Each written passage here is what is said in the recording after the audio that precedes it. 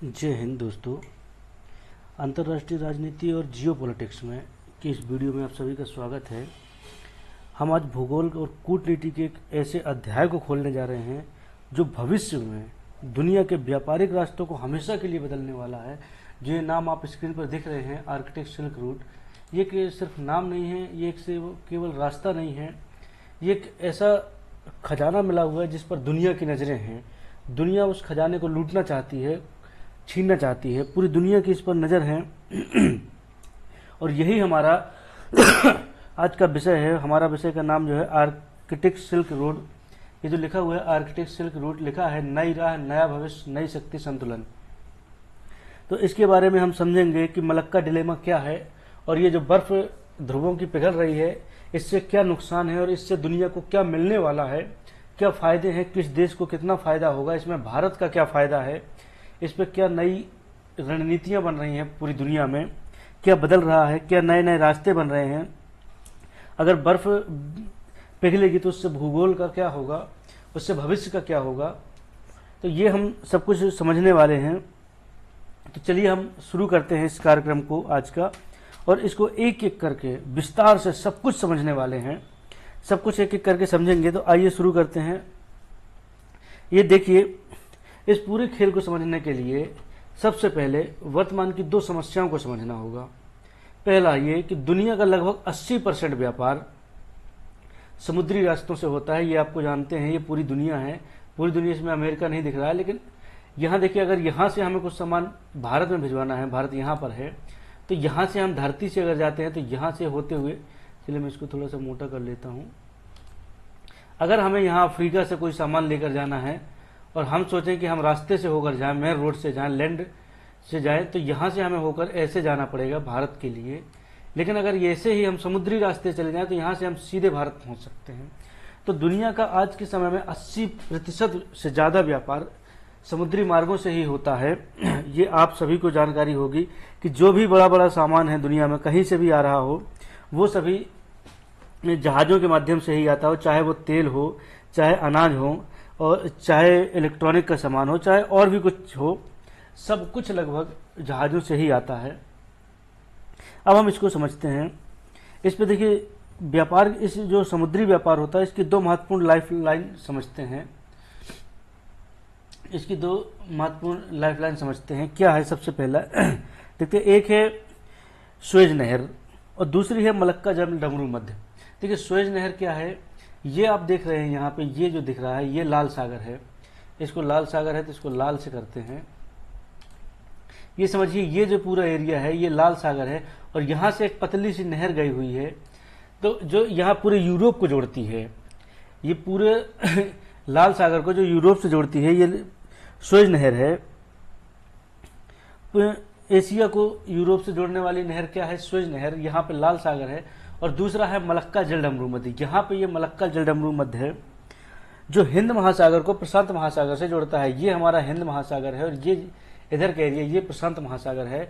और ये जो यहाँ की सुएज नहर है, ये जो यहाँ की सुएज नहर है, ये मलक्का जलडमरू मध्य, ये प्रशांत महासागर को हिंद महासागर से जोड़ता है। और ये दो मेन रास्ते हैं जहाँ से अधिकतम व्यापार होता है। यहाँ से जो चाइना का व्यापार होता है पूरा का पूरा जलडमरू मध्य मलक्का से होता है, और जो एशिया का पूरा यूरोप का व्यापार है वो सुएज नहर से होता है। और ये दोनों रास्ते इतने पतले हैं कि कभी भी इन्हें बंद किया जा सकता है। और अभी आपने पिछले कुछ खबरों में सुना होगा, देखा होगा कि लाल सागर में, ये जो लाल सागर है यहाँ पे, हूती विद्रोहियों के हमले के कारण सुएज नहर का एक पारंपरिक रास्ता बेहद असुरक्षित हो गया है। यहाँ पे हूती विद्रोही बहुत बवाल मचा के रखते हैं। कोई भी जहाज आता है उसको लूट लेते हैं। हूती, हमें ये समझ में नहीं आता है, आप समझिए कि हूती विद्रोहियों के पास रॉकेट लॉन्चर कहाँ से आते हैं, रेडियो सिस्टम कहाँ से आता है, कहाँ से इनके पास पूरा एक नेटवर्क सिस्टम आता है, पूरा कहाँ से गाइडेड मिसाइल्स आती हैं इनके पास, कहाँ से गाइडेड लोकेशंस आते हैं, क्या है इसके बारे में, हूती विद्रोह क्या है इसके बारे में हम एक विस्तृत और बहुत अच्छे से वीडियो बनाएंगे अलग से। अभी इसको छोड़ देते हैं। तो यहाँ पे हूती विद्रोहियों का कारण सुएज नहर में माहौल बड़ा खराब चल रहा है। बहुत ये रास्ता बेहद असुरक्षित हो गया है। वैश्विक शिपिंग कंपनियों ने अपने जहाज़ों को बचाने के लिए अब पूरे अफ्रीका महाद्वीप का चक्कर लगाकर यानी केप ऑफ गुड होप से यूरोप जाना शुरू कर दिया है। कैसे? देखिए, अगर यहाँ से कोई, ये यूरोप का है, यहाँ पे एक यूरोप का मेन वो है पोर्ट है। देखिए, यहाँ से यूरोप से अगर होकर जाना है तो यहाँ से ये रास्ता बहुत आसान हो जाता था एशिया जाने के लिए, लेकिन यहाँ पे हुती विद्रोहियों के कारण इतना लंबा रास्ता लेकर जाना पड़ता है। ये यहाँ पे केप ऑफ गुड होप है, ये केप ऑफ गुड होप से होकर यहाँ से जाना पड़ता है। ये बहुत लंबा रास्ता हो जाता है, लेकिन मजबूरी है, अगर यहाँ जाते हैं तो हुती विद्रोही जहाज लूट लेते हैं। तो ये रास्ता बहुत लंबा हो गया है, विस्तृत हो गया है रास्ता, लेकिन फिर भी ऐसा होता है, जिससे क्या होता है, इसका नतीजा क्या होता है कि जहाज़ों को 6000 किलोमीटर से ज़्यादा अतिरिक्त सफ़र तय करना पड़ता है। कितना? 6000 किलोमीटर लॉन्गर रूट। ये देखिए यहाँ लिखा हुआ है कि 6000 किलोमीटर लॉन्गर रूट, कि 6000 किलोमीटर ज़्यादा सफ़र करना पड़ता है, क्योंकि ये पूरा अफ्रीका का चक्कर लगाकर इन्हें आना पड़ता है। इससे ईंधन खर्च होता है, जहाज़ों का किराया बढ़ता है, जिससे सामान भी दुगने रेट पे बिकता है। अब सामान का जब चार्जेस लगेंगे तो सामान महंगा तो होगा ही। देखिए, यहाँ पे लगभग 11000 किलोमीटर की दूरी है और यहाँ पे 17000, लगभग 6000 किलोमीटर की दूरी अधिक तय करनी पड़ रही है। समय भी ज़्यादा लगता है, यहाँ 25 से 30 दिन लगते हैं, जहाँ वहाँ 30 से 35 दिन या 35 से 40 दिन भी लग जाते हैं। अब देखिए, इसके लिए हर कोई चाहता है कोई ना कोई व्यापारिक रास्ता मिले, लेकिन ये व्यापारिक रास्ता क्या है, इसको थोड़ा सा समझेंगे हम। अब यहाँ पे एक और चीज़ समझिए, लाल सागर और वर्तमान समस्याएं, चीन के बंदरगाह और मलक्का जल डमरू मध्य, इसको आइए समझते हैं। इस पे क्या है, इसी संकट के बीच एंट्री होती है दुनिया की दूसरी सबसे बड़ी अर्थव्यवस्था चाइना। ये चाइना भाई साहब हैं, ये दुनिया की इस समय दूसरी सबसे बड़ी अर्थव्यवस्था है। चीन को व्यापार का जो ग्लोबल इंजन कहा जाता है, लेकिन प्रकृति ने चीन को एक बहुत बड़ी भौगोलिक कमजोरी दी है। देखिए, यहाँ पे भारत में डायरेक्ट नहीं आ सकता, क्योंकि यहाँ पे पहाड़ है, ये पूरा इलाका पहाड़ है, और यहाँ पे चीन बसा हुआ है। पूरे जो बड़े बड़े शहर हैं वो यहीं इसी साइड बसे हैं, पूरब के साइड, क्योंकि पश्चिम के साइड चीन की जो जमीन है बहुत ऊबड़ खाबड़ है। चीन को भगवान ने बहुत, या ईश्वर ने कहिए, प्रकृति ने बहुत बढ़िया बैलेंस दिया है, नहीं तो चीन आज दुनिया में राज कर रहा होता। जिस प्रकार की इसकी नीतियां हैं, तो इसको भौगोलिक कमजोरी भी प्रकृति ने, भगवान ने, ईश्वर ने दी है। इस कमजोरी को कूटनीति की भाषा में कहते हैं मलक्का डिलेमा, यानी मलक्का का धर्म संकट भी कहते हैं।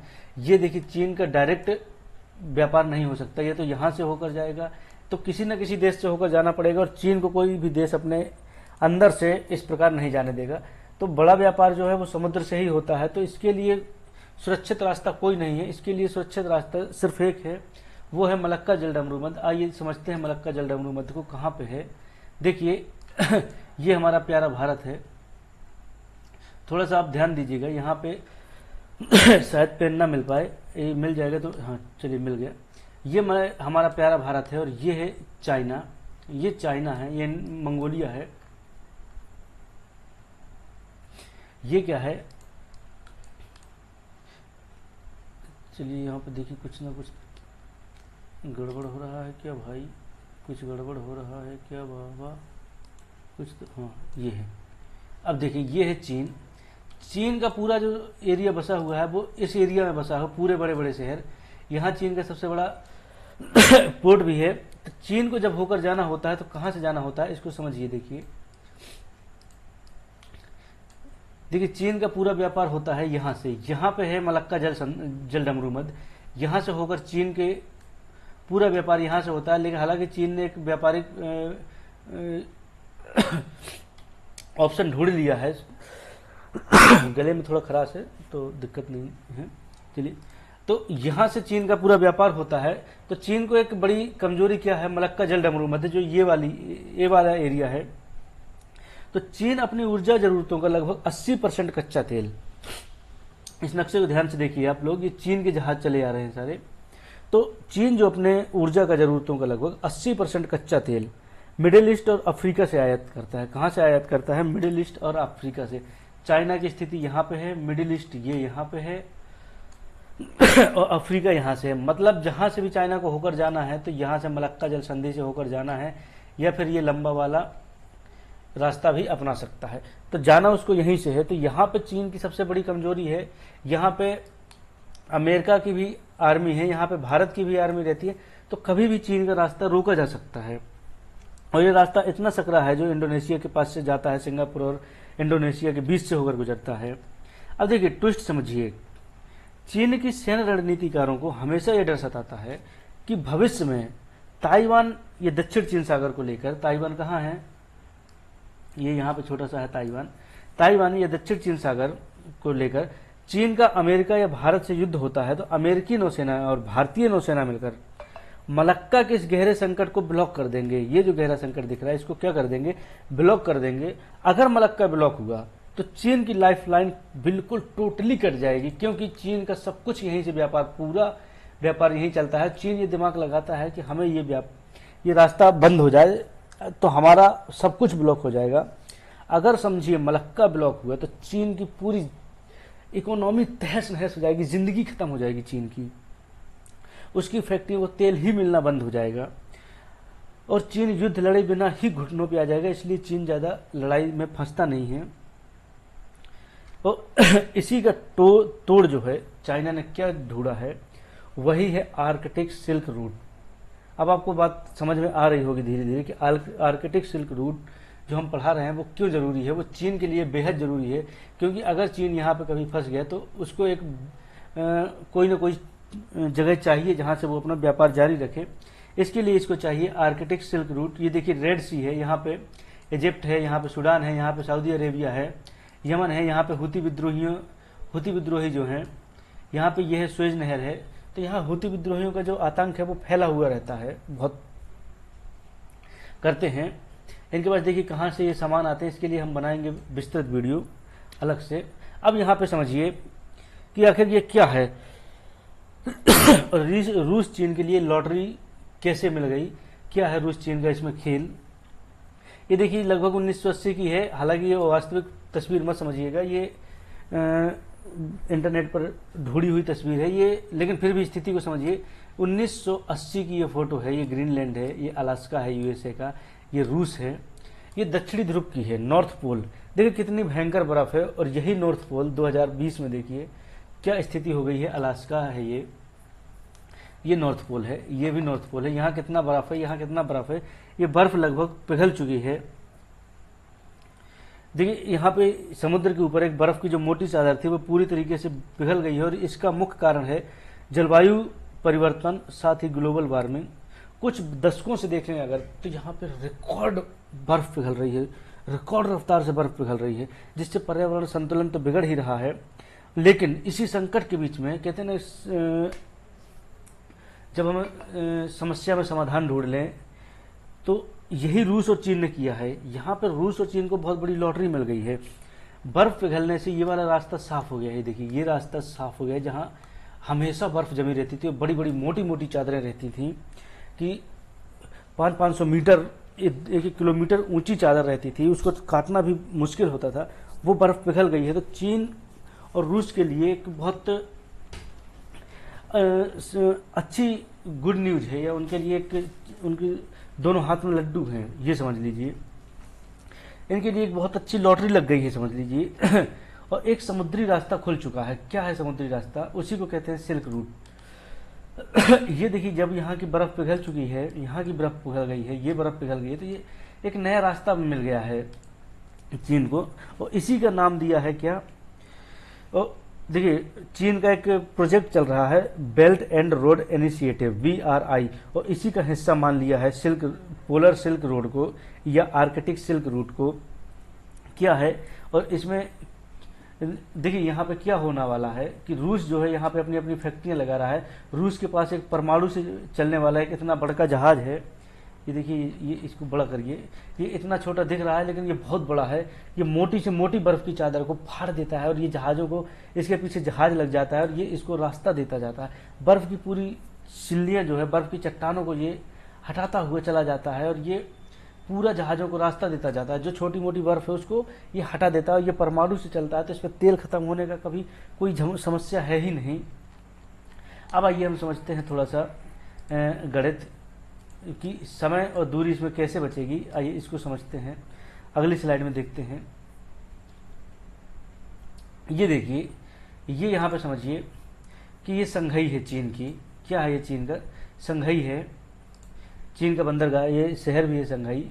यहाँ से संघई से जो है रोटरडम तक, ये है रोटरडम, यही है यूरोप का सबसे बड़ा, रोटरडम क्या है, रूस का सबसे, वो यूरोप का सबसे बड़ा बंदरगाह। इसको हम समझते हैं, अगर चीन के संघई बंदरगाह से कोई मालवाहक जहाज सुएज नहर के रास्ते यूरोप के सबसे बड़े बंदरगाह रोटरडैम तक जाता है तो उसे लगभग 20,000 किलोमीटर की दूरी करनी पड़ती है तय। यहाँ से अगर गया रोटरडैम से संघई तक कोई जहाज तो 20,000 किलोमीटर की दूरी तय करनी पड़ती है। और इसमें जो समय लगता है वो लगता है कम से कम अगर समय लगा तो 30 से 45 दिन का समय लगता है। वहीं अगर यहाँ से गया जहाज, यहाँ पे हूती विद्रोहियों को खतरा हो गया अगर, और यहाँ से गया तो ये समझ लीजिए कि 6,000 किलोमीटर 7,000 किलोमीटर एक्स्ट्रा, 5-7 दिन का समय एक्स्ट्रा। तो यहाँ बहुत अधिक मात्रा में जहाज़ों का फ्यूल खर्च होता है। इसके लिए एक नया रास्ता खोला है, वही है सिल्क रूट। अब देखिए, यहाँ से होकर ये रूस के बगल से, रूस के बिल्कुल किनारे किनारे से अगर होकर जाते हैं तो यहाँ पे लगभग 13,000 किलोमीटर की दूरी बचती है, लगभग 7,000 किलोमीटर की दूरी बच गई। और समय जो ज़्यादा से ज़्यादा लगेगा वो 15 से 20 दिन लगेगा। तो अब सोचिए रास्ता कितना आसान हो गया। एक तो आपका यहाँ का समस्या खत्म हो गई, अमेरिका से डरने की जो समस्या थी चीन की, वो खत्म हो गई। यहाँ हूती विद्रोहियों का डर खत्म हो गया, एक साफ सुथरा रास्ता मिल गया और सीधा रास्ता मिल गया। कितना बड़ा प्रॉफिट हुआ चीन को। ना तो समुद्री डाकुओं का डर, ना विद्रोहियों के हमलों का डर, और सबसे बड़ी बात यह कि यहाँ अमेरिका या भारतीय नौसेना का कोई नियंत्रण नहीं है। ये चीन के लिए मलक्का डिलेमा का सबसे सुरक्षित और अचूक तोड़ है। और इसमें भी हमारा जो ब्रह्मास्त्र है वो क्या है, तो इसके ब्रह्मास्त्र को हम समझते हैं कि रूस का जो अभी मैंने दिखाया आपको, ये बर्फ तोड़ने वाला उसका जो जहाज है ये है। ये क्या है,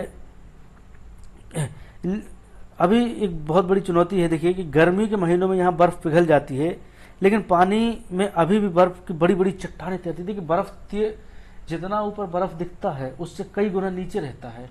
तो बड़ी बड़ी चट्टानें अभी भी हैं जो ऊपर तो छोटी दिखती हैं लेकिन नीचे कई किलोमीटर में धसी हुई होती हैं। तो मालवाहक जहाज इनसे टकराएगा अगर तो टाइटैनिक जैसी हालत होगी और टूट जाएंगे। तो इसके लिए क्या होता है, यहीं पे लाते हैं ये रूस का आइस ब्रेकर जो है, ये रूस का एक आइस ब्रेकर है जो मैंने आपको दिखाया था। ये यहाँ पे काम करता है रूस का आइस ब्रेकर, और जैसा मैंने बताया कि ये रास्ता साफ करता है। तो ये बात आपको लगभग समझ में आ गई होगी। और एक और चीज़ समझिए कि ये जो आइसलैंड है, यह आर्कटिक जो भी है, ये आर्कटिक पूरा उत्तरी ध्रुव है, ये सिर्फ एक रास्ता नहीं है, इसमें एक और समस्या है। क्या है ये लड़ाई सिर्फ व्यापारिक रास्ते की बस नहीं है। देखिए यहाँ पे सिर्फ एक चीज़ नहीं है कि रास्ता बस नहीं है, व्यापारिक रास्ते की लड़ाई नहीं है कि एक रास्ता मिल गया चलिए हो गया, एक रास्ते बस की लड़ाई नहीं है। यहाँ पे बहुत सारी चीज़ें हैं। आर्कटिक महासागर जो है इसके नीचे भयंकर मात्रा में, अभी यूनाइटेड स्टेट जियोलॉजिकल सर्वे हुआ है, यूएसजीएस का यूनाइटेड स्टेट जियोलॉजिकल सर्वे हुआ है, और उसकी जो रिपोर्ट आएगी है उसमें आपको हैरान कर देने वाली चीज़ें दिखेंगी। उसमें ये दुनिया का लगभग 22%, क्या है दुनिया का, ये जो आइसलैंड दिख रहा है आर्कटिक महासागर, तो इसमें दुनिया का लगभग 22%, दुनिया का 22% अनडिस्कवर्ड प्राकृतिक तेल और प्राकृतिक गैस है जो आज तक निकाली नहीं गई है। दुनिया का 22%, समझिए कितना ज्यादा मात्रा में यहाँ पे तेल और गैस होगी। और यहाँ पे ये समझिए कि सिर्फ तेल और गैस नहीं है, इसके अलावा जैसे प्लेटिनम, पैलेडियम और कई प्रकार के रेयर अर्थ मेटल्स यहाँ पे दफन हैं या यहाँ पे अंदर दबे हैं जिनको आज तक आइडेंटिफाई ही नहीं किया गया है। तो जैसे जैसे बर्फ पिघल रही है इन संसाधनों को जमीन से नीचे निकालना आसान होता जा रहा है। बर्फ है तो निकालना बड़ा मुश्किल है, लेकिन बर्फ पिघल रही है तो आसान हो रहा है। और रूस यहाँ पे लगातार ड्रिलिंग कर रहा है, लगातार रिफाइनरीज बना रहा है, और इन प्रोजेक्ट्स को पूरा करने के लिए चीन अपना डीप पॉकेट कूटनीति के तहत पानी की तरह भयंकर पैसा बहा रहा है। यह रूस और चीन का एक ऐसा कॉमर्शियल और स्ट्रेटेजिक नेक्सस है जो भविष्य की ऊर्जा राजनीति को तय करेगा। देखिए, चीन यहाँ पे क्या करता है, पैसा लगा रहा है बहुत अधिक मात्रा में, और रूस यहाँ पे रिफाइनरीज लगा रहा है। रूस, देखिए अभी रूस की लड़ाई हो रही है यूक्रेन से, तो रूस के यूक्रेन से युद्ध चल रहा है, इसके लिए रूस को पैसा चाहिए और चीन उसको भर भर के पैसा दे रहा है, कह रहा तू लगा पैसा, कितना चाहिए तुझको पैसा दे रहा है। अब देखिए यहाँ पे वैश्विक संकट भी है बहुत बड़ा। ये रूस का प्रॉफिट तो है, चाइना का प्रॉफिट है, लेकिन वैश्विक संकट भी है, उसको जरा आप समझिए। देखिए, कूटनीति की विषाद पर पर्यावरणविदों और पश्चिमी देशों ने चिंताएं व्यक्त की हैं। हालांकि पश्चिमी देश तो हर जगह चिंता व्यक्त करते हैं, उनका अपना प्रॉफिट हो तभी नहीं चिंता देते हैं, बाकी हर जगह चिंता व्यक्त करते हैं। इन्होंने क्या चिंता व्यक्त की है, थोड़ा सा समझिए। देखिए, इस पे दो बहुत बड़े खतरे हैं। पहला, आर्कटिक का नाजुक इकोसिस्टम। ये जो आर्कटिक है इसका नाजुक इकोसिस्टम क्या है, इसमें जब इस शांत और शुद्ध इलाके से हर साल हजारों विशाल कमर्शियल जहाज गुजरेंगे तो उनके ईंधन रिसाव, तेल रिसाव और कार्बन उत्सर्जन से इस संवेदनशील जो एरिया है, क्षेत्र, ये संवेदनशीलता तबाह हो जाएगी। यहाँ पे बहुत सारी चीजें खत्म हो जाएंगी। दूसरा है ब्लैक कार्बन का खतरा। ये ब्लैक कार्बन का खतरा क्या है, जहाजों से धुआं निकलने वाला काला कार्बन जब सफेद बर्फ पर जमेगा तो बर्फ सूर्य की किरणों को रिफ्लेक्ट नहीं कर पाएगी, इससे एल्डेबो इफेक्ट कम होगा, जिससे बर्फ पिघलने की रफ्तार कई गुना। देखिए, सफेद जो बर्फ होती है इस पे जैसे ही सूरज की किरणें गिरती हैं तो आपने रिफ्लेक्शन पढ़ा होगा, परावर्तन का नियम पढ़ा होगा। इस पे जैसे ही, ये देखिए हालांकि सफेद ही दिख रहा है, यहां से जैसे ही सूर्य का प्रकाश आया इस सफेद पे गिरा तो ये परावर्तित हो गया। क्या हो गया, सूर्य का प्रकाश परावर्तित हो गया। इसको परावर्तन का सिद्धांत अपन ने पढ़ा है फिजिक्स में 9वीं 10वीं में। लेकिन जैसे ही कोई काली परत यहाँ पे बिछ जाती है, चलिए हम यहाँ का इसका बैकग्राउंड देखते हैं, अगर ब्लैक हो जाएगा, हाँ बैकग्राउंड ब्लैक देखते हैं, ये ब्लैक बैकग्राउंड, ब्लैक नहीं व्हाइट ही रहने दो बैकग्राउंड। देखिए अब यहाँ पे एक मोटी परत लगा देते हैं हम, यहाँ पे एक मोटी काली परत लगा दी, ये काली परत है। इस पे जैसे ही सूर्य का प्रकाश आया, जैसे ही इस पे सूर्य का प्रकाश आया, ये क्या करेगी, परावर्तित नहीं करेगी, अपने में अवशोषित कर लेगी। जब हीट एब्जॉर्ब करेगी ये, तो इससे बर्फ की रफ्तार भयंकर दुगनी तिगनी गति से बर्फ पिघलनी शुरू हो जाएगी। तो ये जो आपको बड़ी बड़ी बर्फ की चट्टानें दिख रही हैं, ये कुछ ही समय में नष्ट हो जाएंगी। इससे सिर्फ बर्फ पिघलने से यहाँ का इकोसिस्टम खराब नहीं होगा, दुनिया में पानी बढ़ेगा समुद्र में, तो कई देश, कई शहर डूब जाएंगे, जिससे हमारा मुंबई शहर भी है ये भी डूब जाएगा।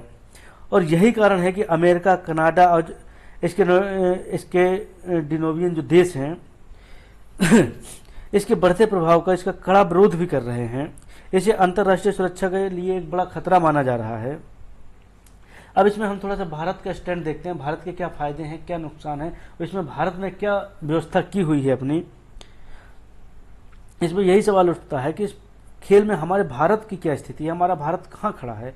रूस हमारा सबसे पुराना और विश्वसनीय दोस्त है, लेकिन चीन हमारा रणनीतिक प्रतिद्वंदी है। चीन हमारा दुश्मन ही है, एक प्रकार से प्रतिद्वंदी है। भारत रूस और चीन के इस बढ़ते गठजोड़ को चुपचाप बैठकर नहीं देख सकता। इसलिए भारत ने अपनी खुद की एक बेहद संतुलित आर्कटिक नीति तैयार की है। भारत का एक संतुलित अनुसंधान केंद्र आर्कटिक में पहले से सक्रिय है, और ये अभी फोटो आप देख रहे थे, ये भारत का जो अनुसंधान रिसर्च सेंटर है, ये आर्कटिक में पहले से है। इसका आपने नाम सुना होगा, हिमाद्री। लेकिन कूटनीति मोर्चे पर भारत ने एक बहुत बड़ा मास्टर स्ट्रोक खेला है। वो क्या है, इसे कहते हैं Chennai Vladivostok eastern maritime corridor, EMC जिसको कहते हैं EMC, चेन्नई व्लादिवोस्तोक कॉरिडोर। यहाँ चीन से लेके रूस के व्लादिवोस्तोक तक एक कॉरिडोर है। ये जो आप स्क्रीन पे नक्शे में इस नीली रेखा को इसको नीली रेखा को देखिए इस नीली रेखा को देखिए, ये रास्ता भारत के चेन्नई बंदरगाह से सीधे रूस के व्लादिवोस्तोक तक जाता है। इसके जरिए भारत रूस के इस संसाधन संपन्न इलाके में निवेश कर सकता है, वहां से तेल, गैस और तेल का आयात कर सकता है। इसका असली मकसद यह है कि रूस अपनी आर्थिक मजबूरियों के कारण पूरी तरीके से चीन की गोद में न बैठ जाए, भारत रूस को एक मजबूत विकल्प दे रहा है। तो ये कॉरिडोर भारत के लिए एक अच्छा साबित होगा। और इस डिस्कशन का एक हम अगर देखें कि क्या निष्कर्ष निकलता है, क्या है इसमें फायदे, क्या नुकसान है, तो जो आर्किटेक्ट सिल्क रोड है, इस बात का सबसे बड़ा उदाहरण है कि कैसे भूगोल और प्रकृति के बदलाव दुनिया की राजनीति को बदल देते हैं। जो उत्तरी ध्रुव कभी बर्फ से एक निर्जन मैदान था, वो आज वह महाशक्तियों की एक शतरंज की बिसात बन चुका है। चीन इसके जरिए अपनी सबसे बड़ी कमजोरी मलक्का डिलेमा को खत्म करना चाहता है, तो वहीं रूस इसके जरिए पश्चिमी प्रतिबंधों को धता बताकर अपनी व्यवस्था को पुनर्जीवित कर रहा है। लेकिन भारत भी अपनी कूटनीतिक स्वायत्तता के साथ इस खेल में मुस्तैदी से डटा हुआ है। हालांकि इसमें चीन का बहुत बड़ा फायदा होने वाला है। और आपको क्या लगता है इस सिल्क रूट से दुनिया को, भारत को और चीन को कितना फायदा होगा और दुनिया को, पर्यावरण को कितना नुकसान होगा? आप अपने विचार कमेंट बॉक्स में जरूर लिखिए और हमें बताइए कि आपको ये क्लास, ये वीडियो कैसा लगा और क्या हम इस प्रकार के हम और वीडियो लाने वाले हैं। आप बताइए कि किस विषय में मैं, किस बात को लेकर, किस टॉपिक पे मैं वीडियो बनाऊं अगला। तो आप हमें कमेंट बॉक्स में जरूर बताइएगा। चैनल को लाइक, सब्सक्राइब करें, वीडियो को लाइक करें और अपने दोस्तों को भी भेजें। धन्यवाद। जय हिंद, नमस्कार।